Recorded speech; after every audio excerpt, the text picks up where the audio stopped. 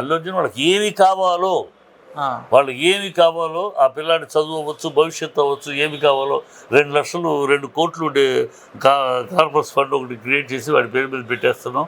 ఇప్పుడు 20 లక్షలు ఇచ్చాను. ఇంకా ఏమి కావాలి పిల్లాడి చదువు కావచ్చు, ఉద్యోగానికి కావచ్చు, లేకపోతే కుటుంబానికి అవసరమైనది ఏమైనా సరే మొత్తం నాది బాధ్యత, నేను మొత్తం చూసుకుంటాను, వాళ్ళకి అండగా ఉంటానని చెప్పాడు. ఇంకా దాని నుంచి ఏం కావాలి? మరి అంత పెద్ద ప్రెస్ మీట్ పెట్టి అంతసేపు మాట్లాడిన తర్వాత 20 నిమిషాలు మాట్లాడారు దగ్గర అల్లు అర్జున్ గారు. అది మాట్లాడిన తర్వాత మళ్ళీ ఇన్ని ఎలిగేషన్స్ రావాల్సిన అవసరం ఏంటి?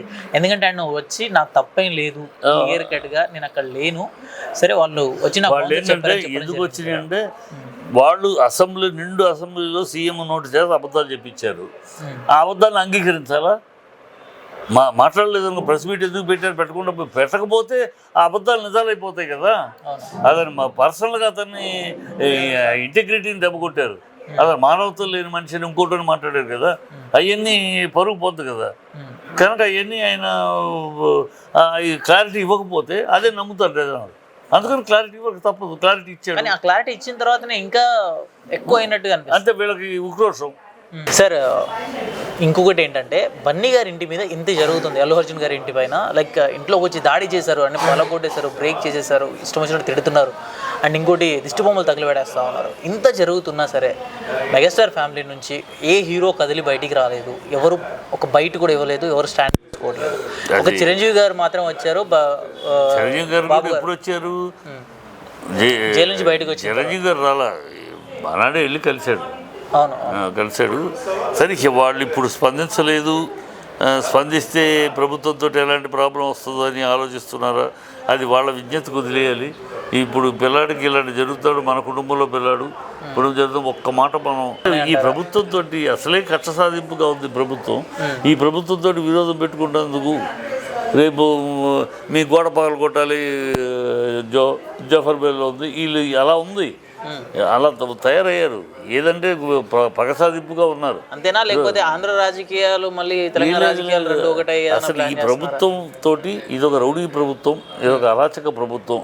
దీంతో మనం అనవసరంగా దూకించుకుంటేందుకు ఏదైనా మనం మాట్లాడబోయి ఇప్పుడు అర్జున్తో పాటు మన మీద కూడా ఏదో కేసు పెట్టి ఈ చండాలం చేస్తారు. వీళ్ళకి అసలు విచక్షణ లేదు, మర్యాద లేదు, గౌరవం లేదు. సినిమా అంటే చులకనంగా ఉంది. సో ఎందుకు వచ్చే దరిద్రం అని ఊరుకుంటున్నారు అంతే. ఓకే. అండ్ ఇంకొకటి ఏంటంటే sir, last question sir, Pawan Kalyan గారికి మొన్న థ్యాంక్స్ చెప్పారు ఆయన. కళ్యాణ్ బాబాయ్ personal note, thank you so much అని చెప్పారు. కళ్యాణ్ గారు కూడా ఒక మాట స్పందించలేదు ఇప్పటివరకు. ఎందుకంటే డిప్యూటీ సీఎం ఆయన పక్క రాష్ట్రానికి స్పందించడం మినిస్టరు. ఇవాళ ఈ స్టేట్ మినిస్టర్ కాదు, పరాయి స్టేట్ మినిస్టరు.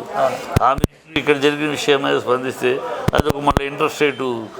మీ సంగతి, మీ స్టేట్ సంగతి మీరు చూసుకో, ఇక్కడ సంగతి ఇది లా అండ్ ఆర్డర్ మేము చూసుకుంటాం, మీ లా అండ్ ఆర్డర్ మీరు చూసుకో, ఇలాంటివన్నీ వస్తాయి. రాజకీయంగా తేడాలు వస్తాయి. అంటే పర్సనల్గా అయినా సరే పర్సనల్గా ఇంట్లో ఫోన్ చేసి చెప్పొచ్చు.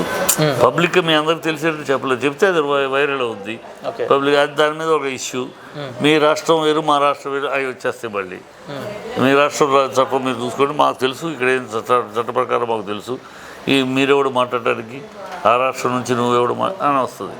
సో కనుక అలాంటి అవకాశం ఇవ్వకూడదని మాట్లాడకూడదు. ప్రభుత్వానికి అదే కావాలి. ప్రభుత్వానికి వాళ్ళని ప్రశ్నించే మైండ్ లేకుండా, ప్రజల్లో ఆ మైండ్ లేకుండా వీటి గురించి చర్చించే మైండ్కి వెళ్ళిపోవాలి.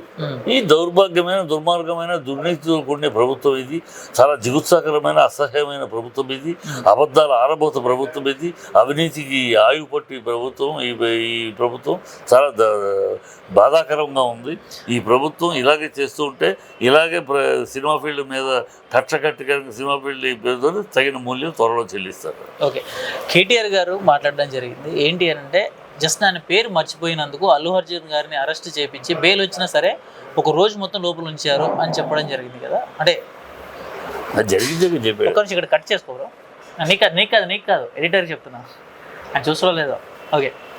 కేటీఆర్ గారు ఒక మాట చెప్పడం జరిగింది. ఏంటి అని అంటే, అల్లు అర్జున్ గారు పేరు మర్చిపోయారు అని చెప్పి ఒక చిన్న మాట వల్ల, మన చిట్టిబాబు అని చెప్పి ఆయన మెన్షన్ చేస్తూ ఉంటారు. మీరు చిట్టిబాబు గారు కాదు, ఆయన అంటారు ఆయన. సో చిట్టిబాబు గారు పేరు మర్చిపోయారు కాబట్టి ఆయన తీసుకెళ్లి జైల్లో పెట్టించడం రకంగా ఒక మాట చెప్పడం జరిగింది. అదే మాట మళ్ళీ ఆయన ప్రెస్ మీట్ పెడితే ఆ స్క్రిప్ట్ మొత్తం కేటీఆర్ గారు ఇచ్చిన స్క్రిప్ట్ని అల్లు